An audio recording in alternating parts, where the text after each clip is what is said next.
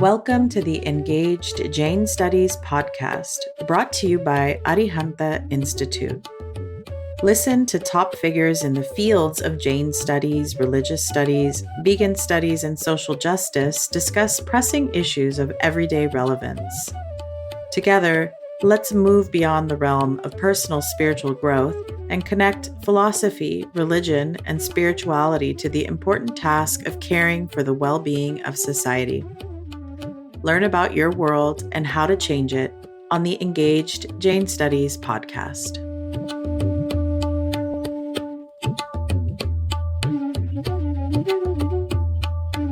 Hello, and welcome to the Engaged Jain Studies Podcast. My name is Jonathan Dickstein. I am a professor at Arihanta Institute and also the lead organizer of the Vegan Studies Initiative. So I focus on issues related to veganism, animals, food, collective justice, and so on.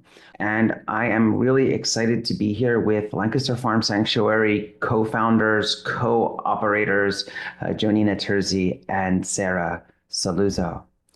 Just as a note, which I'll mention now, and we'll talk about it a bit in today's episode, is that Lancaster Farm Sanctuary is offering a course for us that is launching on January 27th, 2025, and you can currently pre-register for this course at our website.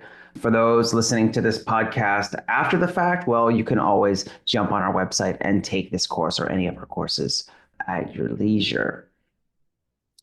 So, first off, I want to welcome Sarah, Jonina. Thanks for being here today. Thanks for having us. Hi. So I think it's, I've been to the sanctuary. It's such a magical place. I've been to kind of two of the locations at least. And I know from talking to both of you that this isn't some thing you've been doing for decades. It's not something you grew up doing and now you're just kind of continuing it. You actually come from very specific backgrounds that somehow meandered their way to now being this is your life. And for anyone that's been to an animal sanctuary, when you say something like this is your life, it really is, this is your life, right? From waking up to going to sleep and oftentimes not sleeping very soundly or continually as well. So I don't know, maybe Jonina, do you kind of want to start us off and just kind of at first, maybe just let us know a little bit about basically the sanctuary, where it is, for our audience before they get to take the course or see images of the sanctuary or video, and then how you got there. And then Sarah, Sure. I would love to hear from you, or if you want to do it together, that's great. Yeah, no, that sounds great. We are in Lancaster, Pennsylvania. We're located on about 20 plus acres of land here, kind of in the heart of a major animal agribusiness district. Our county is really known for dairy and quote, poultry operations, factory farms all around. Sarah and I, we're going on a decade now, had met and we traveled to other farm sanctuaries and, on vacation. It was like something we were doing together to experience. And we thought, wow, these would be so powerful where we're from in Lancaster, where we live, to have a place like this here, we thought would be especially impactful. So we created it. We're home to about 100 animals now. We have a small staff of animal caregivers who are wonderful and tons of volunteers who make it happen, support from people all over the world who follow us on social media. And that's what we're doing day to day. I am still a physical therapist. I'm a special type of physical therapist where I focus on manual therapy, sort of like osteopathic type manipulations, which I love doing so much. I still do that for humans a few days a week. I've cut back for humans, but I've been thrilled to be able to offer those skills to our animal residents as well. It turns out that everybody with a body can benefit from those skills. So it's been neat when I can help an animal who's had an injury to rehab their the way they walk or the way they move and make them hopefully feel a lot better. And it also overlapped, in my background training in school, we learned a lot about developmental psychology and, sociology and broader types of healthcare, not just physical. So I draw on that a lot too.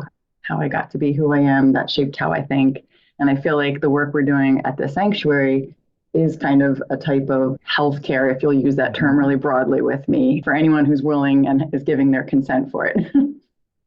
That's great. And I would love to go definitely more into that, this kind of way in which your skill sets transition, but also your kind of values. I don't even know what the right word is. It's not really transition. It's they carry over, they become more comprehensive, right? I think that's probably a better way to see how you see it, right? And maybe Sarah, do you want to color in a little bit of your background? Sure, yeah. My background, I mean, it's probably like everybody, it's been a winding road.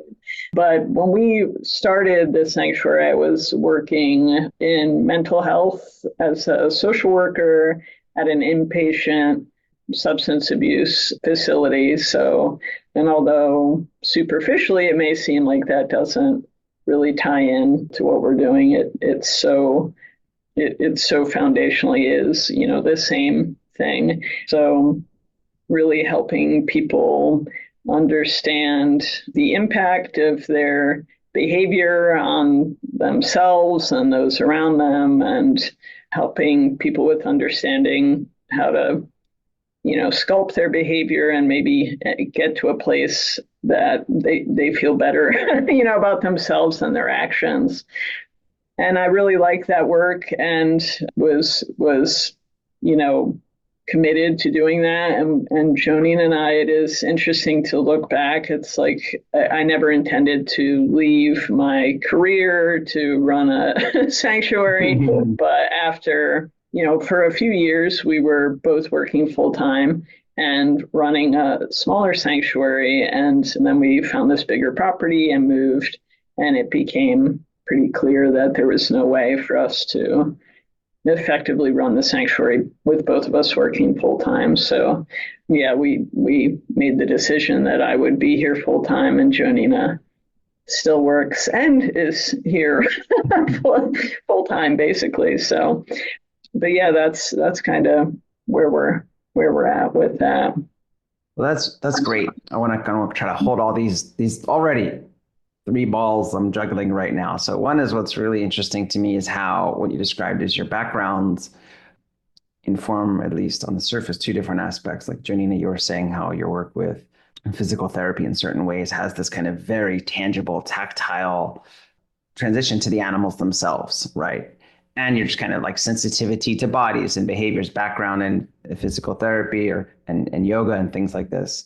And then Sarah, that's interesting because it seemed like what you were discussing is your background in aspects of like mental health and say transformation actually relate to the ways in which individuals, humans, for example, are living their lives, right? So there's ways in which, and I'm sure we could kind of do both. I know obviously Jonina is highly invested in how humans think about animals and treat them. And I know, of course, Sarah, given that's your full-time job, you're intimately in tune with the bodies and lives and emotions of animals. But it's interesting how your lives coming to that inform different aspects of kind of the like overall activity and mission of the sanctuary. So I will come back to that. I think maybe what's kind of interesting is, so the sanctuaries in Lancaster, I guess I'm a little curious if you could talk a bit about your own background and like, how did you get radicalized, as it were, for animals? I always say that word,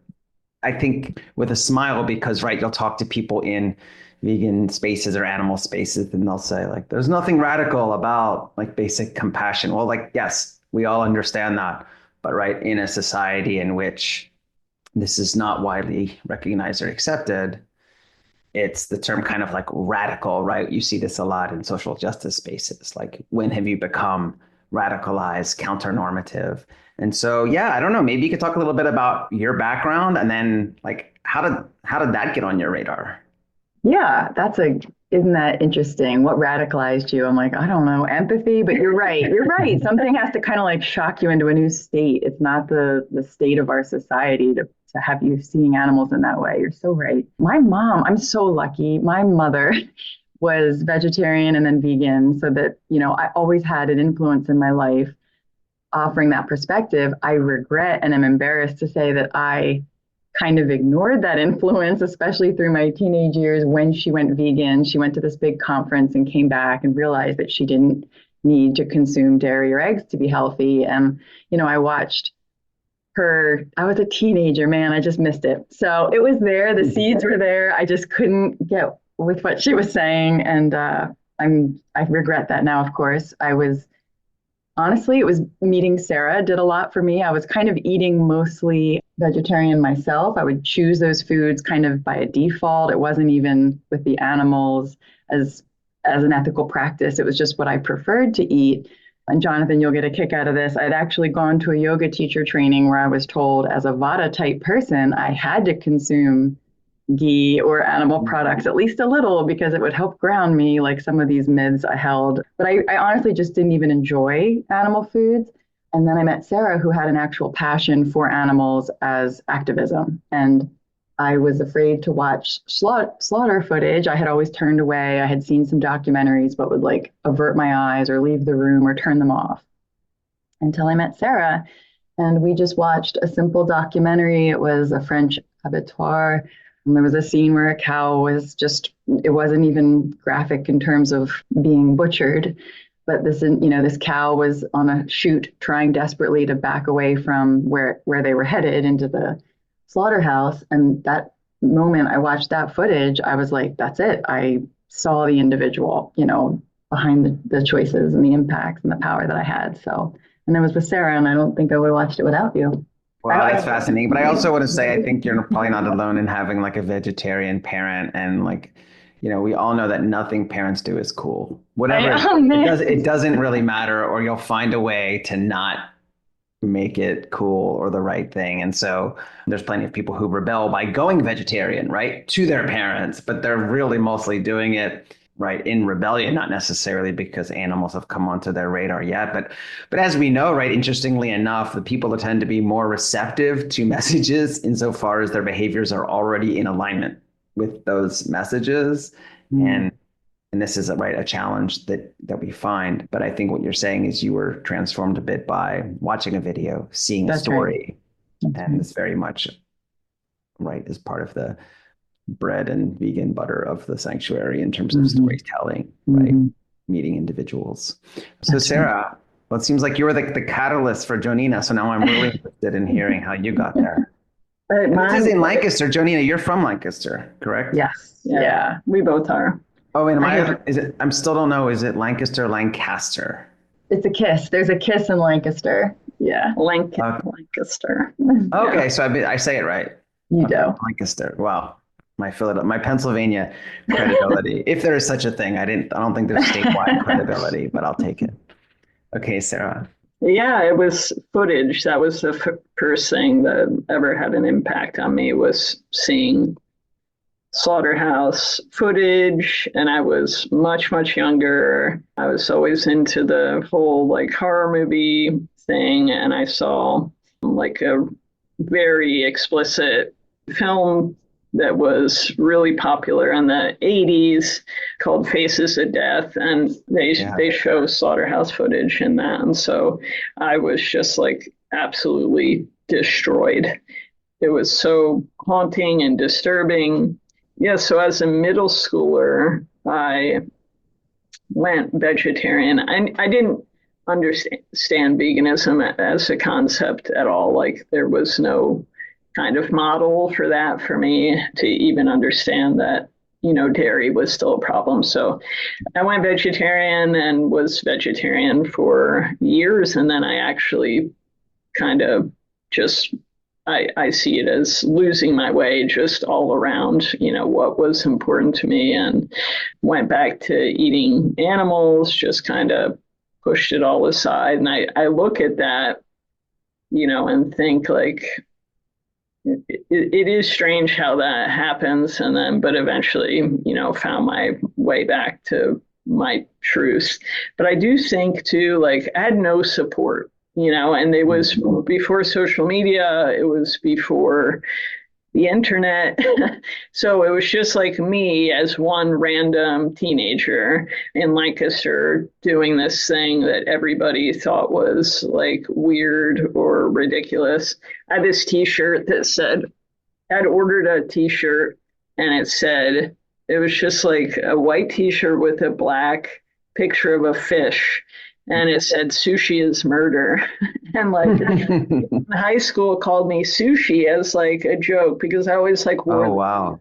And it wasn't like mean, it was just like nobody understood. Yeah, I was an activist of one. Like I rode away and got leaflets from PETA, and they send you like a package of this stuff. And I put up a display in the library. I got permission to do that. But it was just me, and I think by the time I got like into my later years of college, I just really just let it all go. So, but now it makes so much sense that this is what I'm doing with my life because it was always my truth, I feel like. So, yeah.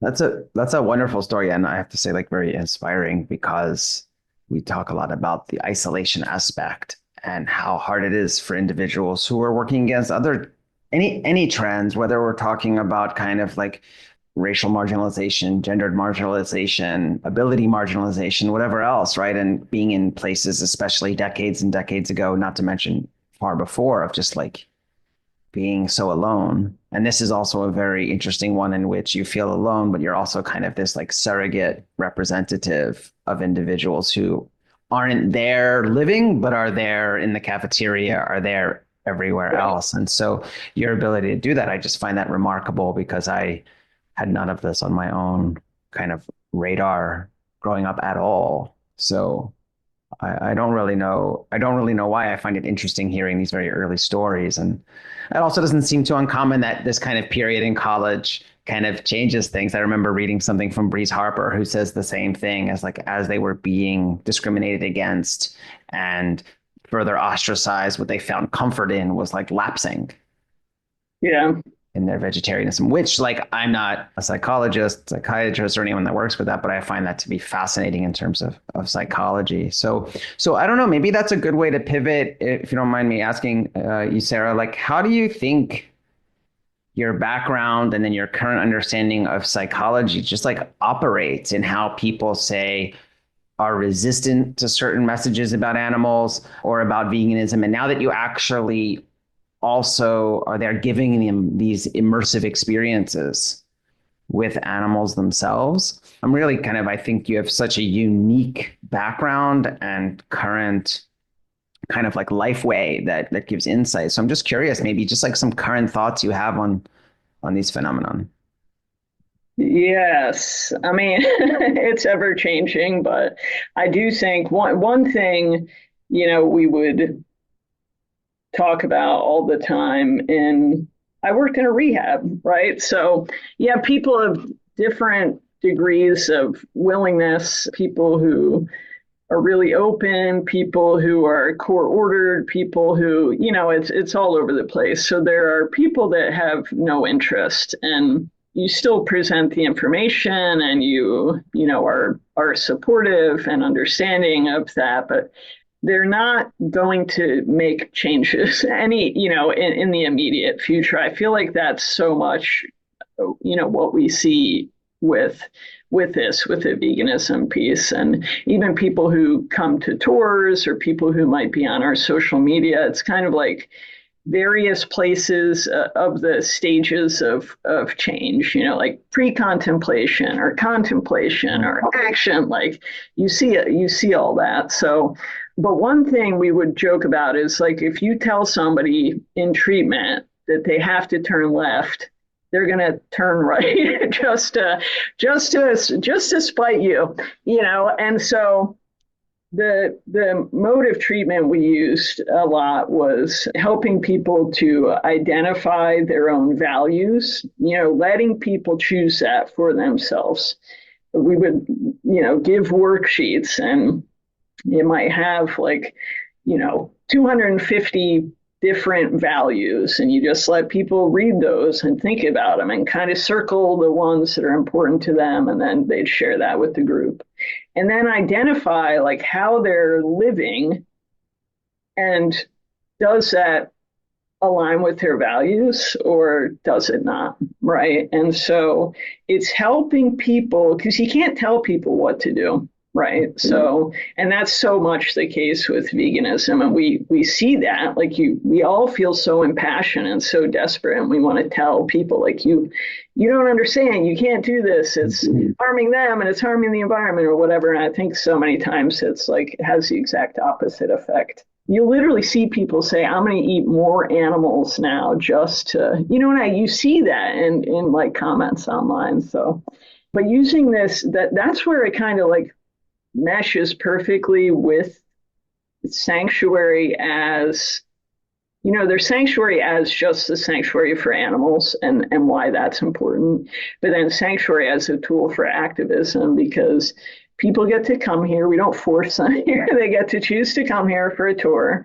and they get to engage as much as they want, ask questions as much as they like, and they get to meet the animals, and they get to kind of put the pieces together, and they get to understand, like, wow, I actually, wow, that made me tear up when I heard Jude the cow's story, and I never knew that before. And then they leave, and maybe they go out to lunch and they choose to eat something other than a hamburger or a hot dog, or maybe they're not vegan then and there, though that certainly happens a lot. But I think it allows people to start kind of putting the pieces together about what they value and how they're living. So if that all makes sense. No, I think that makes a lot of sense. I mean, I don't know, Jonina, perhaps you have kind of other insights from your background as well. I mean, working with people in yoga settings or therapy settings about getting them to like stick to routines or to pay attention.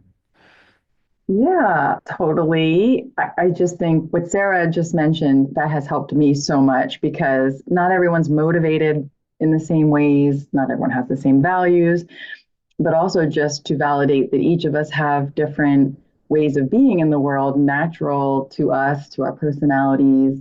And it's been really helpful for me to reflect on why my personality wants me to just tell people what's right and ethical and assume that everyone will be driven by that. Like that's my personality type. Like, oh, I could try to do the right thing, once you're ready to hear it. But yeah, what are our blocks? What's the resistance? Something that helps me a lot, and this came about in my yoga studies, was the concept of like stage work versus a state change. And so I've mentioned this a little bit already, but there's like stages of discipline, that old saying someone said, practice and all is coming, right? So I think you know who said that, but Patabi Joyce, I believe. So the idea that you're just doing the best you can today, and that state change, that interface with Jude the cow, maybe, that doesn't happen, in your everyday life, but then you somehow become friends with someone, and somehow you find yourself at a sanctuary, and somehow you're having a transformative experience where you were open, you were willing, you were ready, and just some combination of ways to have a radical transformation. So that's mysterious. I wish I knew how to get that recipe for everyone. What's the discipline before they're ready for that moment? What is it that we could all be telling people to try to do? I don't know. I don't think there is one recipe for everybody. If anything, it's that we're all special snowflakes and we all have our different paths, the many spokes to the center, but we just all got to get there, and stage work and the state change, and that's it. That's my answer. No, I think that's interesting. I think what happens, that's very challenging in the animal context, is once one is like radicalized and made aware of the pervasiveness and the scale of the atrocity, like then this kind of impatience and urgency kicks in, right? You just don't want to wait. But the scale and the pervasiveness is only a testament, and the normalcy is a testament to how ingrained it is, which means that one only has to be even more patience in that slow kind of fraying, right, and dismantling. Mm-hmm. I think on the individual level, that's the hardest thing, right, to sit there and wait. But, there's many other issues that I think individuals have the same responses to, right? You could, there's always this kind of, you hear people say things like, oh, why are you making about race again? Or why are you making about this? Or why are you insisting on pronouns again, right? People get tired. They're like, why are you making about animals again? Why, you know what I mean? We see it in other contexts. And there's plenty of people who are vegan and are dialed in about animals that aren't dialed in on other issues and get similarly fatigued and frustrated when you call them out/in on these issues. So I think by way of analogy, we see how it's just not how human psychology works, right? And I think this, Sarah, you were pointing to that too. It's like, as much as we wish it were otherwise, you can't just lay out this logical argument or maybe show this one video and, okay, you get it, right? Okay, so now immediately change your ties with your family, your performance, kind of your practice, change your social groups, change how you act in public, be more ostracized, probably be more stigmatized. I mean, we always joke, we were joking with Renan LaRue recently, like what do vegans tend to have to offer is not much by way of social connection immediately, right? And so until they find ideally other groups or become so individually impassioned and kind of convinced that that's just the only way they can live. Yeah. And sorry, but I do talk about that in the course, and, we've mentioned it, but that's what's so powerful about a sanctuary experience is, you're meeting someone. It's an interface with an animal survivor. Their stories are so compelling. And even if their story was, found on the side of the road, it's a mystery. You're still watching, Claudia the pig get a tummy rub in the sun with her friends, and it's a universal. It is something. Veganism offers something. It's not us, the human, that's talking to you about it, but there's something there if we can all just keep pushing. I think you're right, and I think that's a great moment. I'd like to pivot to something about the sanctuary itself, and I think on another podcast, I would kind of really say like share a story of this resident or this person. But I also know that you'll be doing that a lot in the course, so I hope folks take the class to really learn about the individual backstories and present stories of so many of your residents. But I think what you were saying is kind of interesting in pointing to the sanctuary as locus both for rescue and education. So what do you find, or what do you each find the role of animal sanctuaries in the kind of broader animal movement or vegan movement? What I mean by that is this kind of balance you're doing between rescue and education. And how have you struck that balance in Lancaster? Yeah, that is tough, because I feel like Sarah always says we are never going to rescue our way out of the animal crisis and all of our problems, frankly. We can't just save enough animals to make for what we're lacking culturally or understanding socially. So the education piece is huge. I struggle with it because I wish I could do that full time, all day, every day. That I just feel like that's such a powerful potential way that sanctuaries can play a huge role, as yet still maybe untapped role in animal activism. But that's, if I may say, one of the reasons I was so excited to put this course together for Arihanta, because the more storytelling on their behalf that we can do from the sanctuary perspective, I just feel like it's contagious. What you see and feel at a sanctuary and meeting the animals is a contagious type of awakening and compassion. I wish we could do more. I think storytelling from the animals' perspective at a sanctuary is huge, and I think it should be platformed as much as possible. So thank you. Great. Yeah, Sarah, I mean, I'm curious, where do you find this work? I'm sure it's also work that is relentless. I'm guessing this is a good adjective for sanctuary work.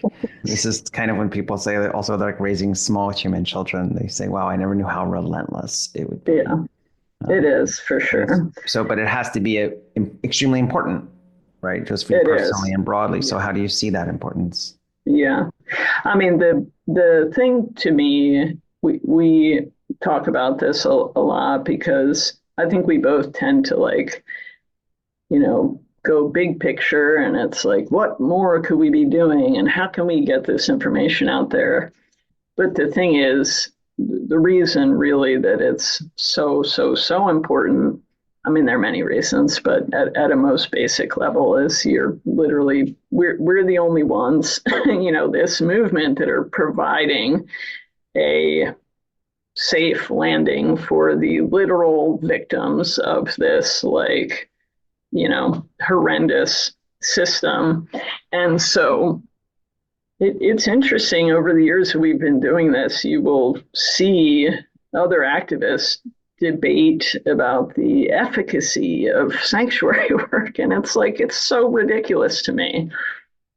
If anybody, how can you leave the victims out of this story? So when you walk around here, you see these animals who are living their lives, and they all have been victimized by humans in some way, shape, or form. So, and even though it's, pales in comparison to the billions or trillions of animals, billions of land animals, trillions of animals total annually that are killed, at least they get to be here. So that's foundational to, what we're doing and why it's important. And then in addition to that, we get to have people come here and learn about this work and meet the animals and, hopefully have, like Jonina was talking about, a transformational experience.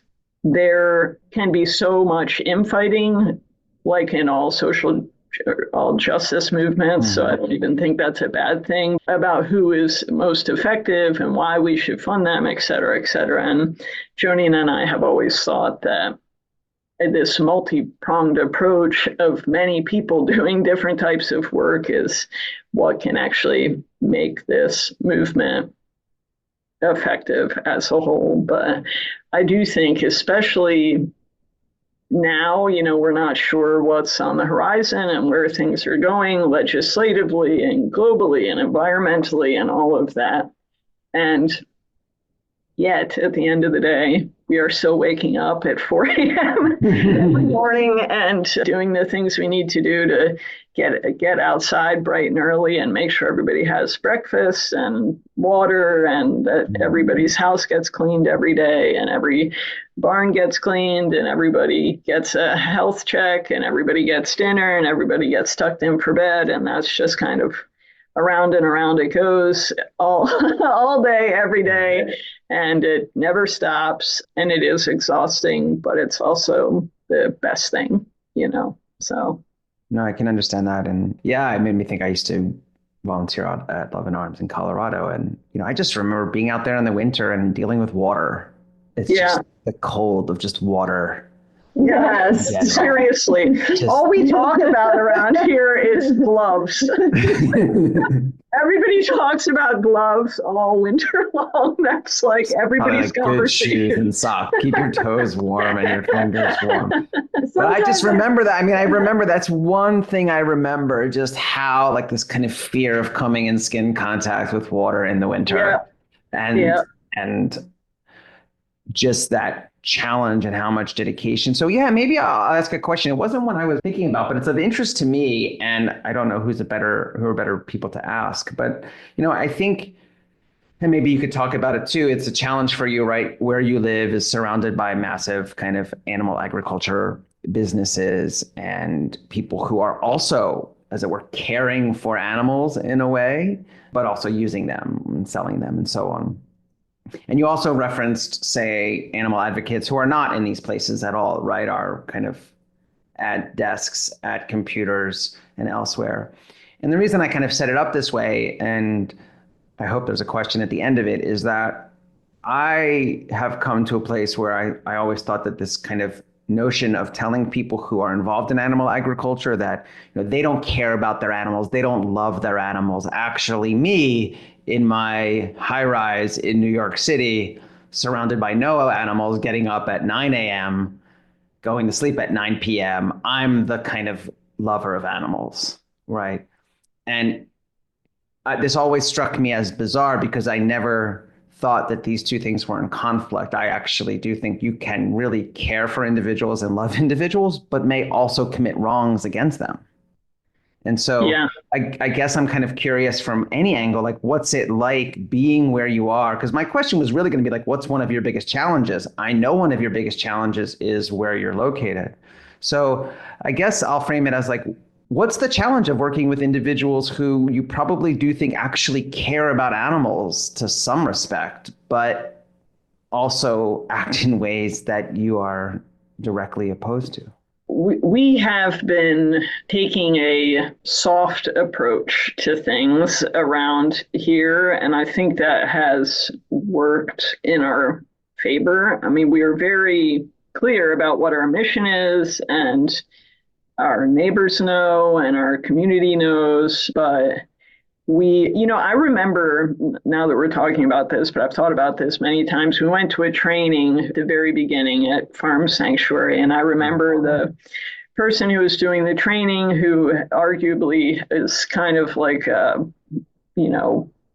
most knowledgeable animal care person on the planet, had said, you really better think about your approach to working with your community and farmers in your community and the people around you, because if you think that you're gonna, fight this fight, it's like, where are you gonna get your hay, and who's gonna come with their tractor and help when one of your cows is down? That was the example she used. And you need somebody's help to get them back on their feet. Like, those are the people that you're gonna call for help, and you have to build relationships in this way. And that really sunk into my head. And I mean, our hay person is a dairy farmer, and he comes here and we talk about the animals and, is he ever going to be affected by what we're doing here? I highly doubt it. But I do think just by building those relationships and trying to be, respectful and understanding and kind of, I don't know, building a relationship with these people, that maybe it'll kind of get in there somehow. So, we rescued a cow recently, and it was because a neighbor of ours, who I can guarantee you is not a vegan animal activist, is an older, probably conservative Lancaster County woman who's probably lived here her whole life.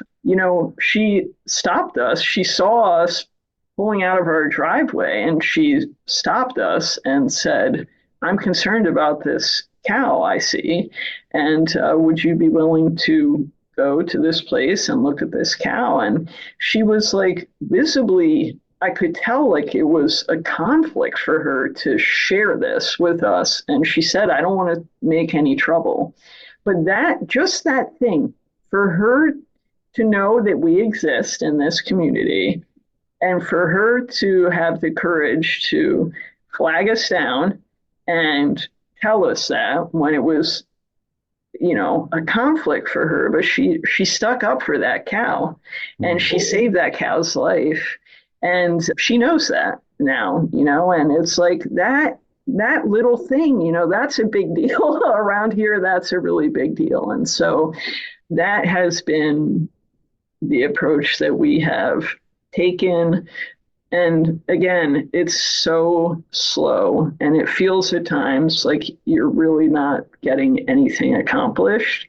But the opposite, to come in here and be like a loudmouth and be rude, and it's you're absolutely not going to get anywhere ever. That's it, period. So at least this is something, and we have great relationships with the people at the local feed store. We have great relationships with our neighbors. We have great relationships with people in this community. We have great relationships with our vet, who's a farm vet, they're ag industry people.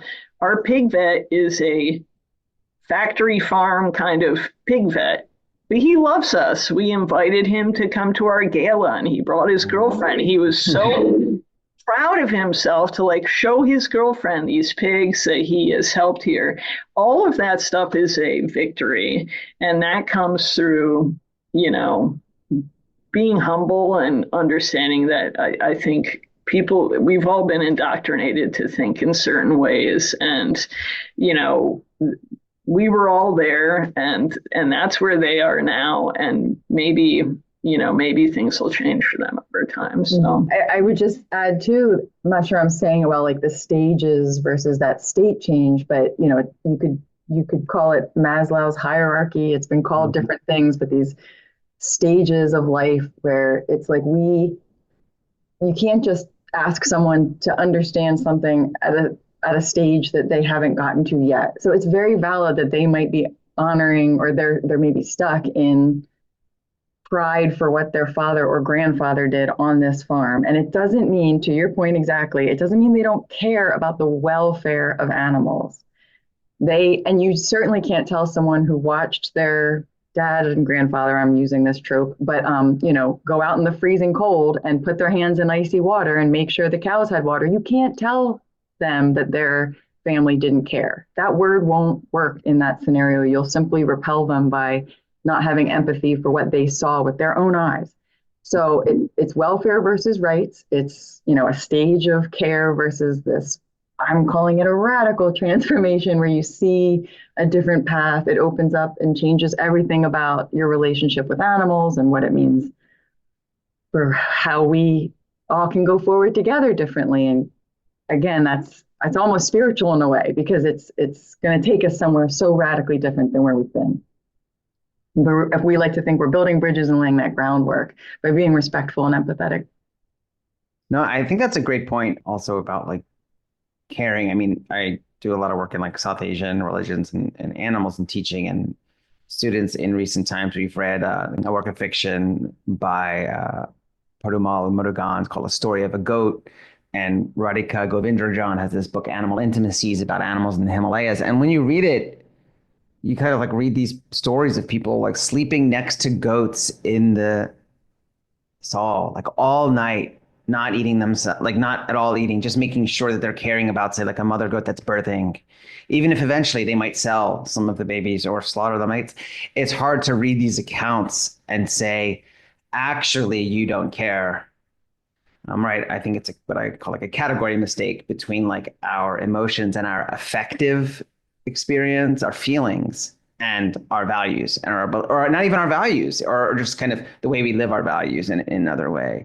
And so I think kind of joining what you both said, I think it's really amazing about linking with your community, because absolutely, you do have shared values. It kind of goes back to the rehab setting, right, Sarah, of like, what are your values? Because you know what? I also have those values. Yeah.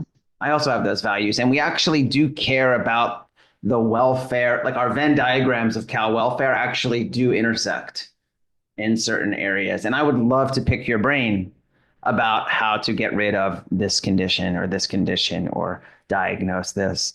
But what I think is also kind of very fascinating is that like your neighbor who said, I'm really concerned about this downed cow, is that like maybe you two would say, you know what, you don't know it yet, but you already hold the values that eventually get you to a vegan and say animal inclusive. So you already are there. And that's like what people have said for years around animal advocacy, right? Like that's the one benefit, is you're actually not changing value structures per se. You're changing your relationship to a certain kind of cultural conditioning of which we are all victims. Yeah.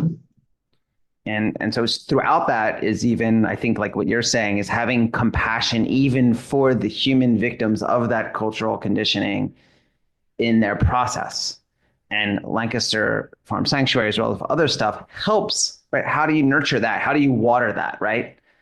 How do you kind of like water that compassion towards animals that's been pressed down by this conditioning for various reasons? And we can apply that to other social justice contexts, like with no problem whatsoever. Okay.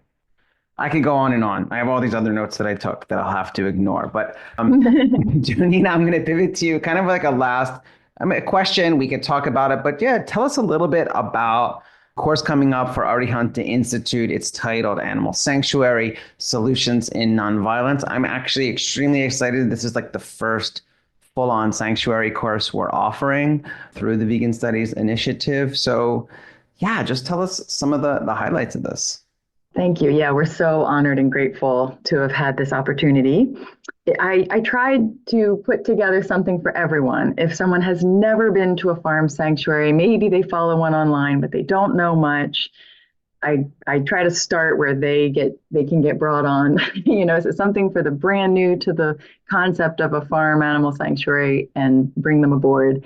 And then I hope that someone that's been doing it, maybe volunteers at one or is very familiar with them, might still find some nuance, or as we've been doing in this conversation, I try to introduce some broader concepts about the impact sanctuaries can have in animal rights movements, and also ecology, environmental crises. I take it into social justice. So there's a lot of that, something for everyone, I like to think. And I focus a lot. There's a ton of information just on the day-to-day care practices. So if you want to know what it's like to get up at 4, get ready, go out, get everyone fed and ready, day-to-day, I tried to really offer that experience through lots of different modalities. It was a joy to put together, just to try to give words to things that we live. I start with Hilda. Actually, this is interesting. I start in the history of the, modern, of course, we're in America, so an American-focused farm sanctuary movement. The first ever animal rescued that lived somewhere that was this thing called a farm sanctuary was Hilda, a sheep, who was saved by Gene Bauer and Lori Houston in 1986, I guess, is around the time they found Hilda. And she was suffering and saved from a building that was in Sarah's neighborhood. It was where Sarah grew up, just down the street. The Lancaster stockyards. Yeah. Oh. So start there. And then, like I said, we go lots of places, mostly to hang out with animals and learn about how and what we're doing here and how it might help all of us. Well, that's great. I really want to inform even the listeners now that, right, the modern farmed animal sanctuary movement is less than 50 years old, right? At least as we know it. It's like a baby. Yes. Really like a tiny movement.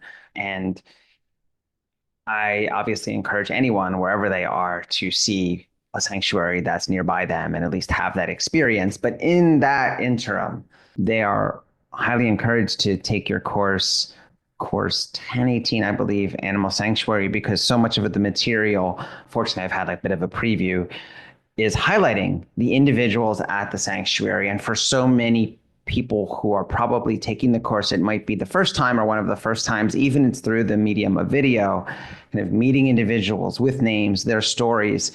And I know you do know this deeply, but their personalities, I think that's kind of what's lost. Is like the stories is one thing, but the kind of amazing thing is kind of transferring what people do about their cats. People will tell you forever about the relationships between their cats and how they don't like each other and they do this, but this happens on the farm, on the sanctuary, and also like blended flocks, right? This notion that species like to hang out together is just like a kind of general myth. There's some truth to it, but there's all kinds of bizarre friendships and animosities, right, that happen. And I really hope folks can watch some of the videos and start to understand that, because I do think, right, that kind of like intrigue, laughter, depth is also what helps generate that compassion. Like, oh, like what have I been doing? So is there anything else you'd like to end with before I close us out for the day? Just thank you. Yeah, thank you so much for having us. This is fun to talk to you. Well, thank you both so much. Fortunately, I'm also in Pennsylvania, so I hope to be up there again as soon as possible. So I want to thank Jonina Turzi and Sarah Salluzzo from Lancaster Farm Sanctuary for being on the Engaged Jain Studies podcast. And once again, please check out course 1018, Animal Sanctuary, Solutions in Nonviolence. We'll see you next time on the Engaged Jain Studies podcast. Bye. Thank you for listening to the Engaged Jain Studies Podcast, brought to you by Arihanta Institute, an IRC 501c3 nonprofit California corporation. If you enjoyed this episode, please subscribe, leave us a review on your favorite podcast platform, or better yet, tell a friend and share it with a colleague. At Arihanta Institute, we bridge ancient wisdom with contemporary living through accessible, self-paced online courses, free events, and a first-of-its-kind Master of Arts program in Engaged Jain Studies. Visit arihantainstitute.org to learn how our curriculum spanning Jain philosophy, social justice, veganism, environmental studies, and more can enrich your understanding of timeless principles in today's context. Jai Jinendra.